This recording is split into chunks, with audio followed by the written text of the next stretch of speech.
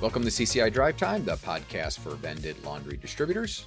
I'm Steve with CCI, using your drive time to cover laundromat trends, payment systems, and practical topics you can use in the field. On today's episode, I got the opportunity to talk to Karl Hinrichs. He is the president and owner of HK Laundry Equipment in Armonk, New York. Karl has been in the industry for over 40 years. He's a wealth of knowledge and just a great example of how to do distribution correctly. So with that, here's Karl Hinrichs. Karl, it's great to see you. Steve, great to see you. It's great to be here. Thank you for having me. Absolutely. We talked a little bit before I hit the record button about, just we've known each other for a long time, and we had some great experiences together, and really talking a little bit about the distribution, the evolution of distribution. And you were one of the first people that came to mind when I was thinking about the people that I wanted to talk to, because you've got just a wealth of history and experience that I think is just really valuable. But before we dive into that, I know I've known you for a long time. You've been in this business a long time, but maybe not everybody listening knows who you are. So why don't you just give us the Karl Hinrichs backstory, how you got into the business, how long you've been doing it, some of that stuff, just to kind of set the tone. Sure, absolutely. Well, my father and his partner got into the business in 1967. In 1980, my father's main mechanic had a personal tragedy, and so my father made me an offer I couldn't refuse. At that point in time, I was doing research chemistry for an environmental company, and if you know anything about research chemistry, it pays peanuts. Oh, really? And so Okay. my father was able to he bought me, admittedly. And so he made me an offer I couldn't refuse, and that was in 1980. And 46 years later, I'm still here. Wow. So it's been a great run. I love the laundry industry. We actually shared some time on the CLA board together. We did. And again, one of the things is this is just a great family industry that is able to support families and extended families, and it's I love it. And as a distributor, I'm also I drink the Kool-Aid because I've got 5 laundromats of my own. So I do a little bit of everything. Yeah, no, that brings an interesting perspective, I think, and I really like that. There's probably a couple of varying opinions about ownership and distribution at the same time, but I'm a real proponent of it. Obviously, we own some stores too, so maybe I'm a little biased, but there's really something to putting yourself in, making the same investment you're asking your investors and customers to make, is that and you can show some success, you can have the same pain that they've had. I have found that on the whole, having laundromats and being able to bring people to laundromats to open the kimono, show them the book, show them the advantage of a card system, show them all the warts and all the benefits from it, is just so huge. And it starts to get people's eyes open as to just what it's going to take. And, it's not a passive income business. It's an active business. And that's kind of one of the things I've seen just happen over the course of my tenure. But it's, on the whole, having stores, I think, is helped me sell a lot more stores and get the customers to really think of not just a laundry, but the whole laundry business and how it's going to integrate with their life. Yeah, no, I couldn't agree more. I've even found, just from our CCI perspective, we have salespeople that talk about our products, and the fact that, the Marcinetti family owns stores, they actually say we own stores when they are talking to it, and it gives them a sense of, it puts them in a perspective to whoever's buying it, says, oh, this guy knows kind of the things that I've gone through, they've invested it in the same way, and so it just I think it sets you apart when you have access to that. So that's terrific. Yeah. I wanted to, 46 years, I think you said, is Yes. coming up. That's impressive. I want to So, know. so I'm a dinosaur. When I go to clean shows now, I look for the old guys, Yeah. and all I do is I look in the mirror and I see them. Well, we need you, and this is one way, as we said, for to kind of extract some of this tribal knowledge that's come from all these years. And one of the first things that I really wanted to get your impression is 46 years. And there's a lot of directions you can take with this answer, but where do you see what's the biggest changes that you've seen since you first entered it? I don't care if you go into store ownership or distribution, but there's been changes. And I know what I think that I've seen the changes. I want to know what are the biggest changes you think have been the most impactful? Well, from an operator's point of view, it's gone from the mom and pops, to much more of the professional business. Mm-hmm. And it's helped the whole industry. I think the operators now are smarter. They're a lot more savvy. They certainly understand, and they're investing a lot more time and money in their stores. And by doing that, they're running much better stores. In the old days, we're counting quarters, and we were a slave to the store at certain times. You had to be there 2 or 3 times a week to take care of the change and the changers.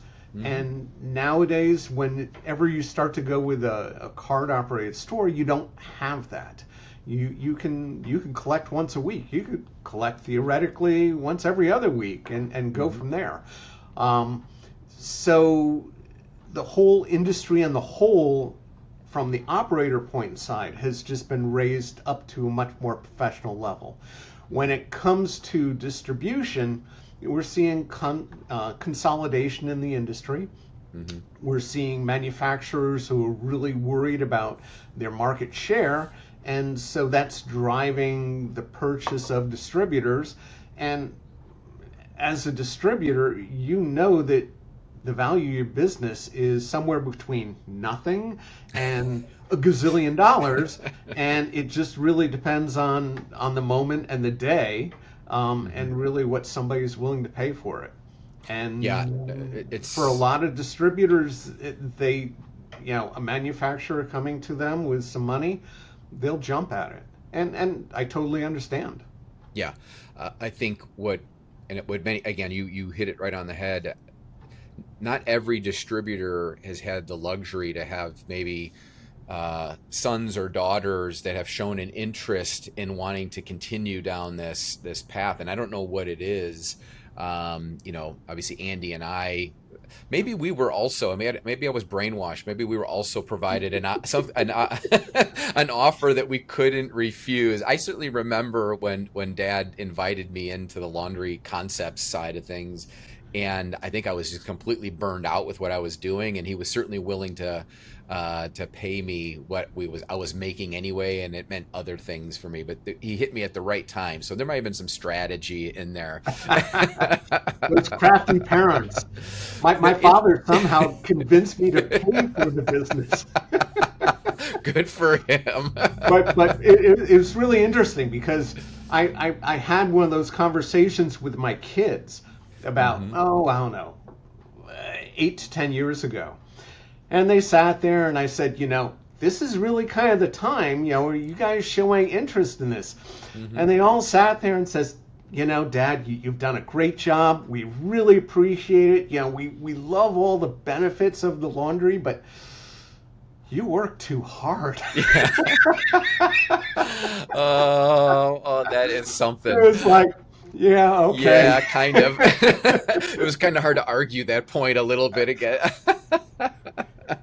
And at the same time, I don't know what it is. Maybe it's just something in our family's DNA. But my son Max joined the company about 8, 9 months ago, and shows the same kind level of interest that I remember having in the industry too. Is eager to learn, wants to understand. And I remember as him growing up as a boy, he probably is listening to his dad, his grandfather, his uncle having these conversations, talking about the shows, and just being enamored with this kind of thing, you know what I mean? And it's stuck with him. Now he's 24 years old and he's in it, Yeah, so yeah. we're lucky in that way.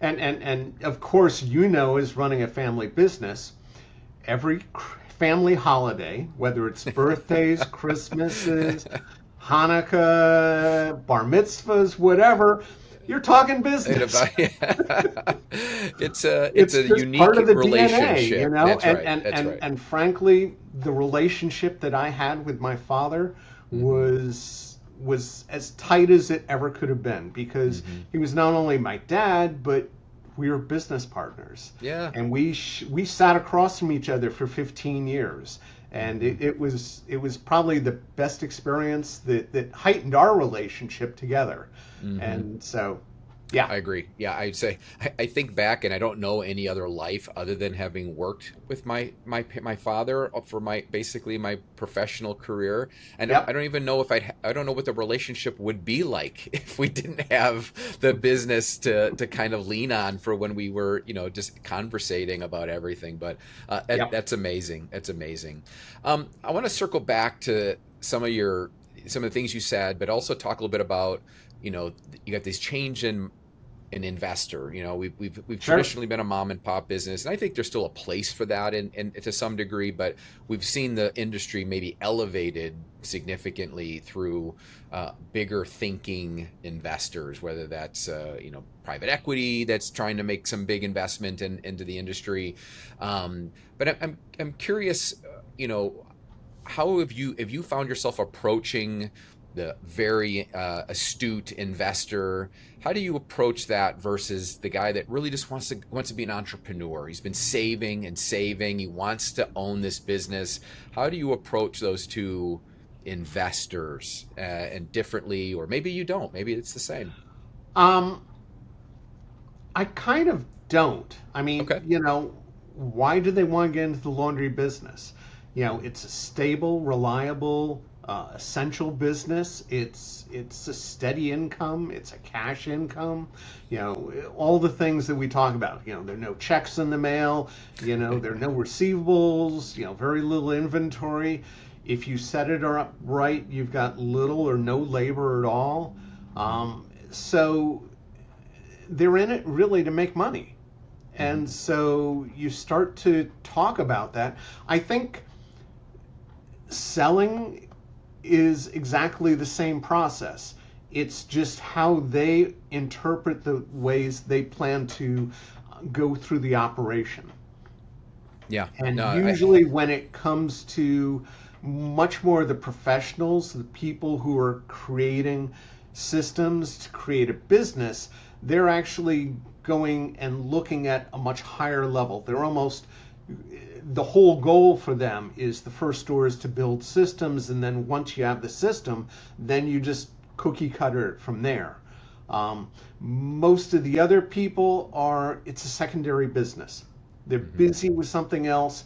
It's they're just looking for another stream of income. Yeah. They've got some extra bucks that they've gotten from a windfall or any number of things, and they're moving from there, and they're content with one store, and that's what that's And it's how they're going fine. to optimize it, Yeah. and just Yeah. go from there. So it's really more the operation and how they set things up. Hmm. Are Yeah. they Great. going to supervise and look down from a higher level, a 1,000-foot level, or are they going to be right in the trenches and going from there? Working it every day. Yeah. Yep. Right. Right. Something that I hear all the time, particularly when let's say we're at distributor meetings, over the years, you get a chance to interface with people from different markets and different areas. And And and I, and I and I love that experience because yes. you know the distributor meetings are so tremendous because we get to share ideas, Right. and we're not direct competitors. Right. Right. So And you can and and openly so we talk we about can these open the things. Yeah. kimono Yeah. a lot more and and Yeah. and and share our problems and our successes and Hmm. everything else. But I sidetracked you. Yeah, no, not at all. But what I was going to ask you is right into that, which is I'm curious what you would say makes the investors in your market unique. You know, certainly you've had a chance to speak to distributors like we've talked about, and I think that everybody feels like when they go to those meetings, yeah, that our market and our customers are a little bit different. I'm curious your thoughts on, do you feel like the customers in the investors are a lot different than the ones in Miami or Chicago? Um, yes and no. I mean, a Hmm. lot of it is dictated by we're in a very mature market.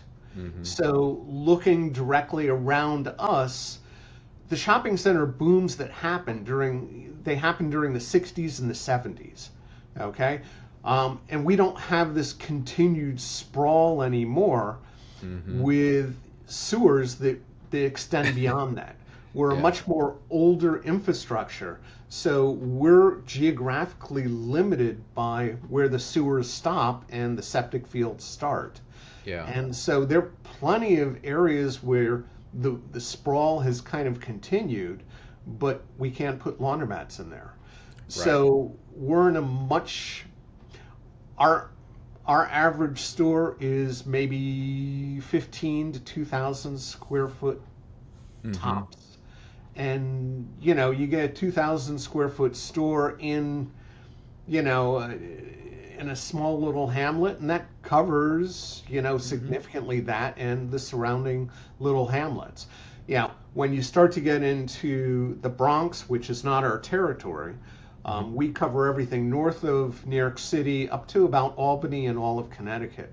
Okay. But once you get into the Bronx, you get a uh, much higher density of renters and Hmm. population density.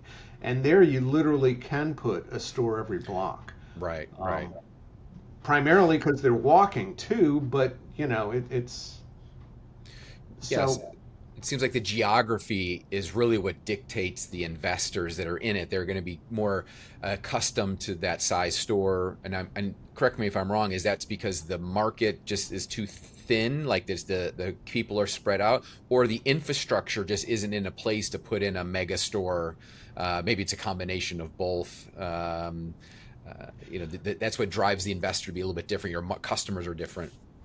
um, yeah, we are limited by certainly demographics and also, like I said, the limitation of the infrastructure, Hmm. primarily being sewers.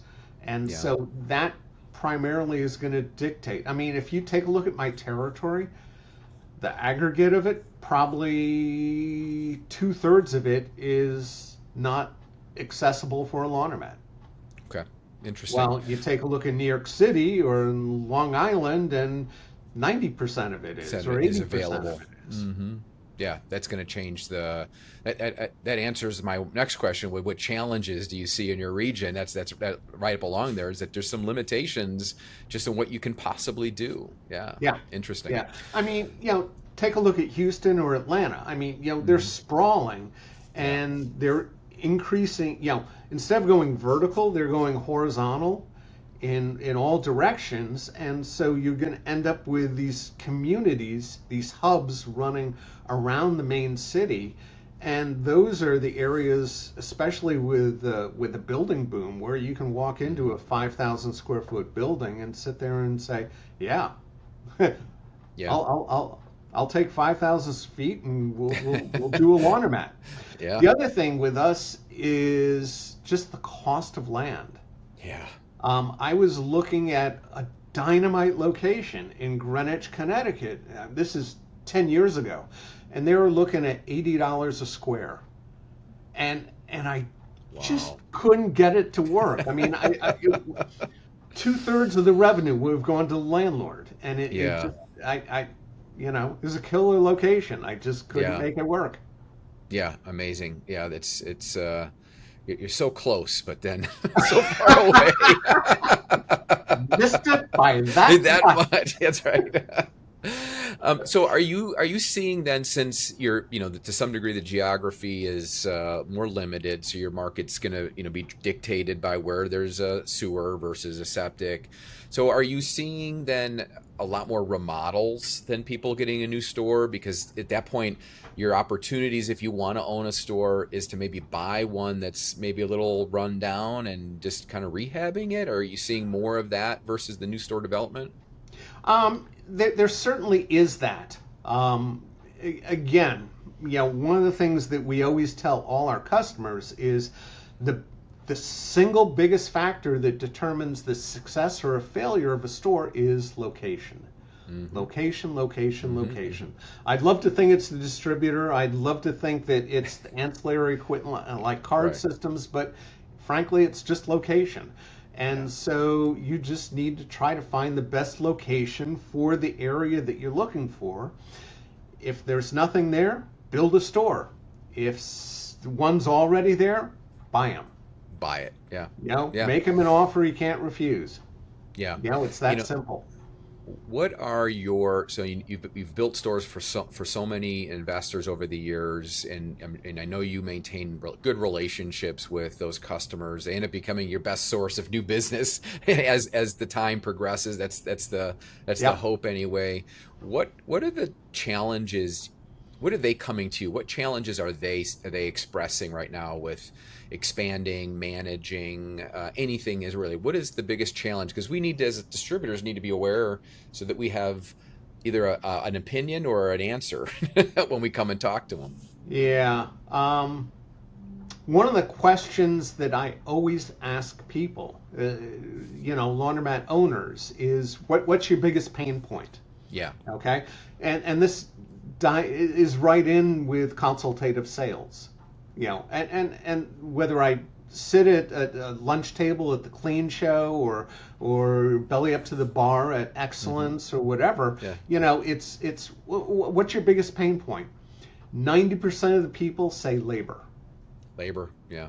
and that I can't really help them with. Other than, again, one of my goals is to try to work on, and especially since I have 5 stores of my own, kind of working on the automated laundromat. Yeah. And we can talk about that at some point in time, Yeah. but definitely over a beer. But Absolutely. how do you leverage your time? Because that's really the most precious commodity out there. Mhm. And I, Um, and I have to imagine, whether you're doing it on purpose or not, is through your own ownership. When someone asks you about labor, you're going to share the same best practices that you found to work when it comes to hiring, managing, kind of how you pay people and how do you incentivize good behaviors and things like that. So I wouldn't say that you have nothing to offer when they say problem is a labor.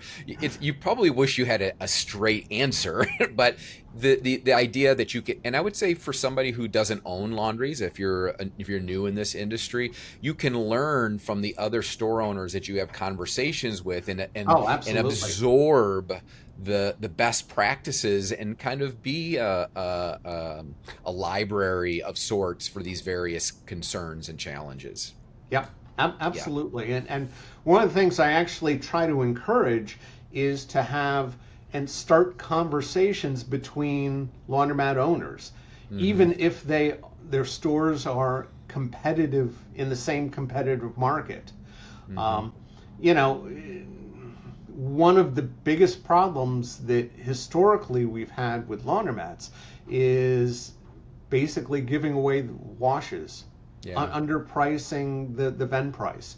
Hmm. And uh, many a times what I'll do is in my own stores, if I anticipate that I need to do a price increase, what I'll do is I'll actually write my prices down on a piece of paper, go to the next nearest laundromat who's my competitor, introduce myself, try to offer to buy them a cup of coffee, but Hmm. sit there and say, this is what I'm going to be raising my prices to. Hmm. Okay? You can do whatever you want. This is Yeah. not collusion. This is not Yeah. anything. This is just sharing information. That's all Hmm. I'm going to do. And you decide what you You need to decide do what you're going to yourself. do. But That's right. and if I can get customers where they're coming into, even where I have, let's say, an existing customer, I say a store is going to go in there anyway.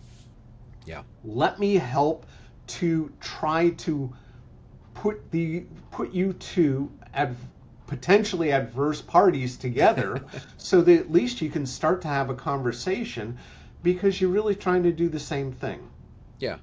Again, And, vend prices are not a secret. I mean, we can walk in any store and check the vend prices of any store anytime. And I would say that's another excellent point that you just made was if I was new in this business and I was trying to figure out how to build relationships in my new market, my new business, and you're visiting and surveying every store that you can possibly walk into, that if you connect with somebody, you can say, you know what, hey, the guy down the road charges 50 cents more for this and that. And the elevation of that information or the information that you can share with someone to elevate their business, say, because the higher the vend prices are within reason, we want to be fair and respectful to the market, but the higher the more opportunities those store owners are going to have to make better investments in their business, remodeling, yep. taking care of their customers the right way, opening another location where there needs to be. So as an industry, we need to be promoting healthy margins and healthy vend prices. I think you hit it right on the head. Yeah, I mean, at one point in time, I wrote a whole 3 series article in one of Mm, the trade mags for, just how to set prices in laundromat. yeah. Yeah. And there were other articles in the past and that actually talked about characterization of laundromats, whether you're a price leader, whether you're a low price leader, different models, and Hmm. it Yeah. very interesting. And Excellent.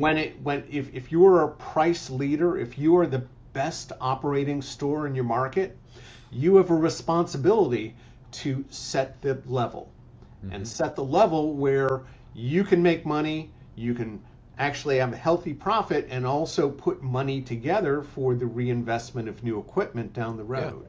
And Absolutely. if you don't, then you're just subsidizing people's wash. That's right. You've mentioned a few times this idea of consultative selling, Yep. being this consultant, and I that's not a laundry term, but that's I think it's a healthy way to approach sales in general. And I'd really like to learn a little bit more from you of what that means to you, and particularly like how do you think that helps you not just be another salesman? What does it mean to you to be a consultative salesperson versus, sometimes salesperson doesn't have the best uh, reputation. Yep. Yep. Yep. Yeah. Consultative sales to me is providing value to the customer that's above and beyond what we would normally do, which is great equipment, great installation, Hmm. whether it's a turnkey, whether it's, support after the fact. Um, but really what it is, it's bringing, in my case, 46 years of experience to the Hmm. table and let them know what I've seen and actually learned through hard knocks in operating stores, but also in just seeing in the whole industry in general and how Hmm. it operates. I don't necessarily have to do single price drawing to know that it's a benefit. Hmm. And so, if somebody's leaning along those lines, then I'll certainly expound upon my thoughts on that. Um, most of my customers are very receptive to that. They see that that is a value added service Hmm. and they'll jump on it. Yeah. Um, Others will milk me dry and then go for the bottom price.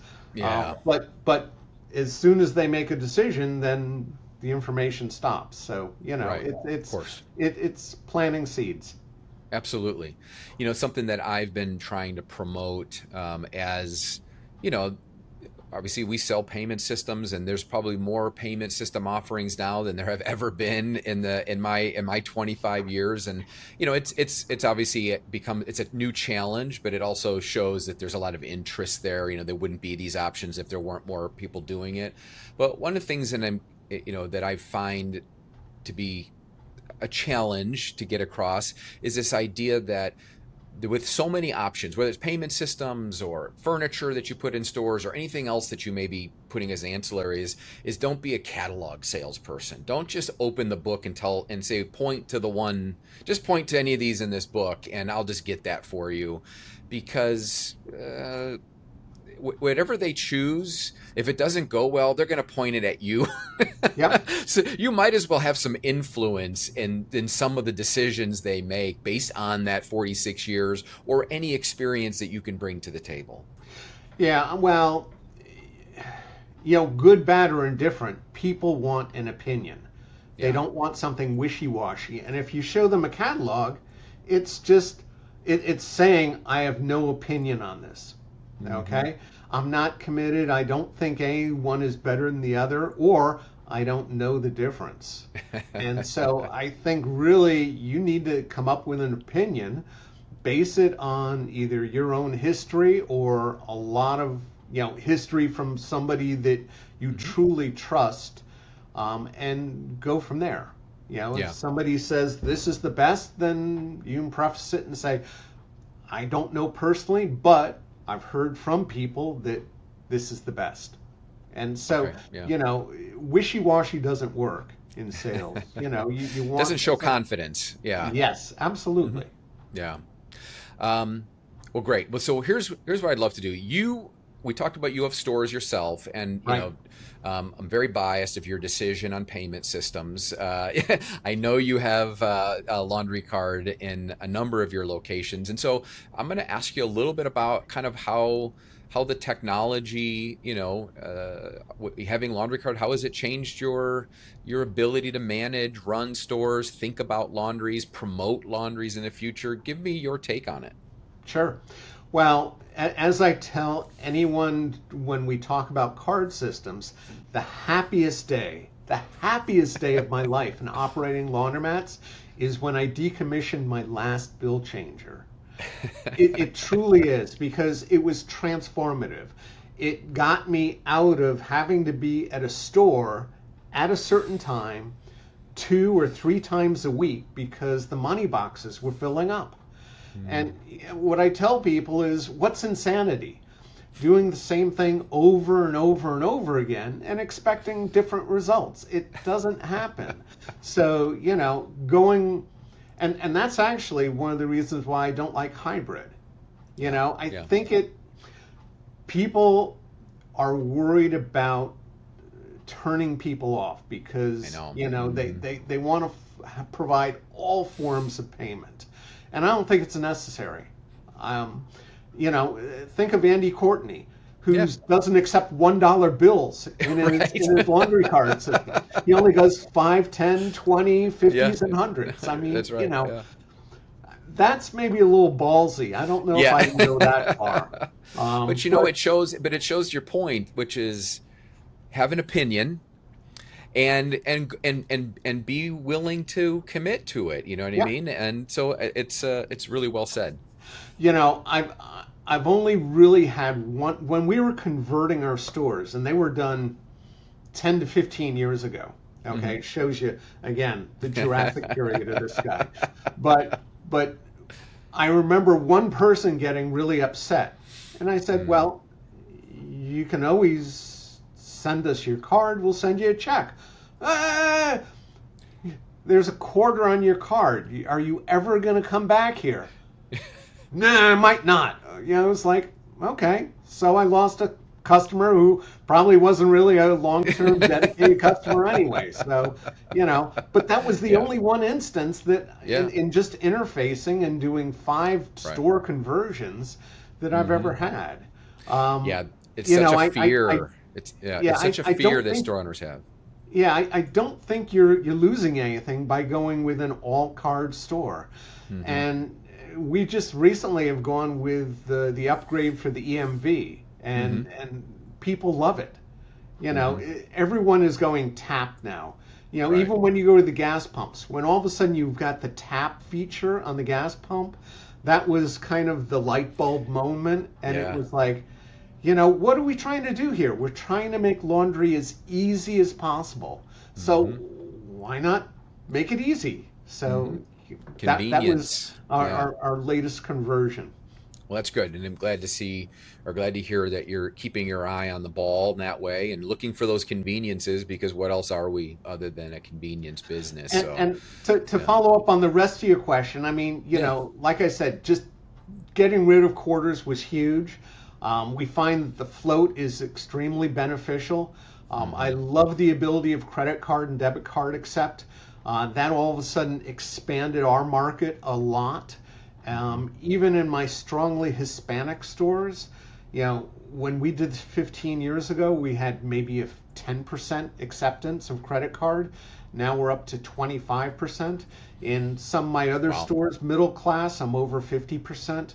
wow, So yeah, close, scraping 60%. So, that just shows the trend is going much more towards credit card acceptance. yeah, And, as I tell people nowadays, sure, I've got an auditable system. yeah. Okay. So it's not green anymore. It's not, you can't have the sticky fingers, but can you buy a car for green? Right. No. Can you buy a house for green? No. Yeah, Maybe yeah, you can go out to dinner, but even that's changing now yeah, too. right. I went to a deli and I started paying for something in cash, and this woman had to void the credit card transaction. She had already I started was it like, before you it's even. the deli. So Yeah, when you think about it shows changes, you there where you the go. industry's going. Yeah, yeah, I was gonna say, think about the changes we've seen, just the customer behavior of expecting the convenience of just tapping my phone, my card, Yeah. those that behavior is definitely one of the probably the biggest changes we have certainly observed. And when I've talked to customers who really relish the green, Yeah. I sit there and say, this is transformative. Okay? You do this and you don't need two sets of books. You can sleep at hmm night. And how do you pay for this? You just raise your prices by Yeah. 5, 10%. And And then I'm you sure you leave all share that them the worry float, behind you. and then you share them the float advantages that come into Oh, it, which of yes. it, yes, right? Yes, absolutely. And to answer the rest of it, we've done couponing and some other Yeah. stuff. The one thing that we use exclusively is the Wash to Win, hmm the hmm loyalty program. We use it in all our stores, and it's just great. It's like somebody hits the lotto. It's I was hmm helping somebody and they're having problems with their card with the exchanger, and we finally got to work, and she got $3 as a bonus. She was all happy. She says, "Now I Excited. don't have to put money in." And I said, Yeah. "There you go. Thank you for your business." It's amazing. I love Yep. it. Yeah, it's fun because one of the things that's big with me when we could design promos, systems like Wash to Win that you reference is we want to make sure the customer is well alerted to the fact that this happened so that not only they recognize that they've gotten a reward, but hopefully some of the people around them that might be just kind of eavesdropping in on the transaction also see these things that maybe they haven't earned one yet, but they recognize that something is coming maybe for them at some point. I was at a Yeah, car wash. maybe you've got to work on that screen a little bit. Make Big, it big, much more big, hyper. that's right. Bigger, broader, bigger sound, all of that. More Sirens. Vegas style. Yeah, Vegas style. Yeah, yeah. We put pyrotechnics on the top, and Yes, lots of great ideas. Yeah, kind of as we kind of get towards the end of our time, I wanted to ask you. And again, this is a tough question, but think about people getting into this business from a distribution perspective. What advice would you give someone that's just joined a distributor, maybe as a salesperson, joining a distribution company, and obviously they got to learn the products, they got to learn all that kind of stuff. But what advice would you give someone that's getting into this business to sell? um, you know, if they have the wherewithal, I hmm would tell them to invest in a laundromat. Mm, Okay, you're gonna. The best way to sell and be credible is to sit there and say, "Well, in my store." Okay, hmm and because that automatically adds credibility. Yeah. No ifs, ands, or buts about it. if you're brand spanking new to a distributor, I would try to really build relations, trust relations with a really good operator. Mm-hmm. Basically say, I want to have the salesman go to that operator and say, I want to get into the business. Can you mentor me? Can you show me, everything that you can, the nuts and bolts of your business? And just by osmosis, it's going to be like, mentorship 101. With your dad to you, with my dad to me. It's you're gonna learn the good, the bad, the ugly, and all the huge benefits of a laundromat. And that's, that'll give you a tremendous amount of credibility and knowledge just when you start to talk to other people. Yeah, and At I least was that would be my recommendation. And with my selling approach as consultative sales, then that's how do you get knowledge? experience. Yes. Yeah. And I was going to say too, even if you don't have the wherewithal to open a store or buy a store, that's exactly what I would say, Sam. And I would even say, if you want to make it sweeten the deal for the guy you're going after, say, hey, I'll work a couple shifts in the store for free just to get some face time with the machines, the equipment, the staff, the experience. Because what a perspective that brings. It wouldn't surprise me if there aren't a lot of new salespeople out there probably never even done laundry in a laundromat. I've got a cute story for you. Obviously, getting into family business, as soon as I was 13, I was carrying my father's toolbox. When I was 16, I was running out to laundries, filling changers and everything else. And my mom basically had, some blankets or something. And she says, can you take these to the laundromat and wash these? And I mistakenly, as a 16-year-old, sat there and says, I am a laundry technician. I don't do laundry. And as I said, once I got myself off the floor, I said, sure, Mom, I can do this. Not a problem. Yeah. I'll learn. So maybe the first advice is to go do laundry in a laundromat. Let's start there. Well, for anyone who is looking to get into the laundry business and they think they have a location, and we'll do an initial, let's say, survey. Yeah. Whether it's just on Google or whatever, from my knowledge, my database or whatever. If I think it's a reasonable location, I'll sit there and say, go to the nearest laundromat. Bring your rags, bring your laundry, whatever. Do your laundry there. Start it up, start the machines, bring out your little notebook and start writing down how many washers, how many dryers, what's the VEN price, talk to the attendant, what are their hours of operation, do they do pickup and delivery, what other special services do they have, what are the hours of the store, and just really be a sponge, soak it up, and just be goofy. Well, I'm new here, whatever. And then when you're all done, throw everything in a garbage bag, wet from the washer, go to the next nearest laundry and dry them. And do the same thing. And then when you're done with that, take them to the third closest laundromat and rewash them. Yeah. and literally, by the end of the afternoon, you will have a huge database and knowledge of your competitors. And with that information, you can do a little spreadsheet and everything else, but you'll know exactly who the highest price competitor is, who's the lowest price. Okay, you're going to basically fit different niche markets for each store, and you're going to have to formulate where your new store is going to fit in, market-wise and price-wise. Yeah, that's actually beautiful, and you are you're learning what they do well.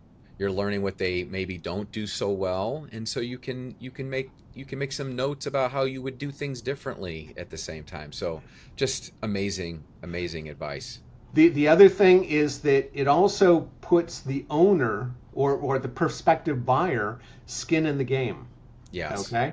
Yeah. This isn't just a purchase. They've got to invest a whole afternoon. Yeah. Sure. Okay. And then I call them on it. Well, what'd you like about this guy? What didn't Yeah. you like? And, Hmm. we'll have a conversation. And why did you think that this store is, no competition at all? Right. And go from there. Awesome.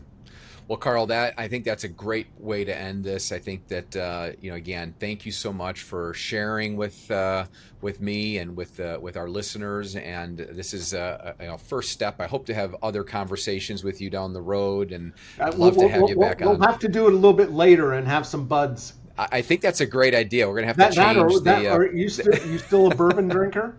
Absolutely, Oh, yes. there we go. Not a problem. We'll get some single malt and just have a nice sip and talk.